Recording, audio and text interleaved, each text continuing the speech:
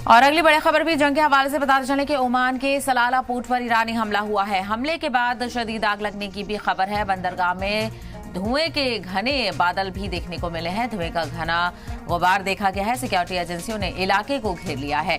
तो ईरान की तरफ से किस तरह से हमले देखने को मिल रहे हैं, आप ये तस्वीरों से अंदाजा लगा सकते हैं कि जो हमले हैं उनकी शिद्दत कितनी ज्यादा है।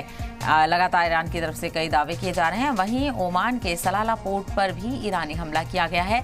हमले के बाद जो ओमान का सलाला पोर्ट है वहां पर जबरदस्त आग देखने को मिली और बंदरगाह में धुएं के गुबार देखे गए हैं। सिक्योरिटी एजेंसियों ने इलाके को घेर लिया है। तो ईरान की तरफ से पूरे मिडिल ईस्ट में इस जंग के हवाले से हमले देखने को मिल रहे हैं और मुंह तोड़ जवाब अमेरिका और इजराइल को दिया जा रहा है। ऐसे में देखना बेहद अहम होगा कि इस जंग को लेकर अमेरिका क्या कुछ रुख अपनाता है और ईरान कब तक रुकता है।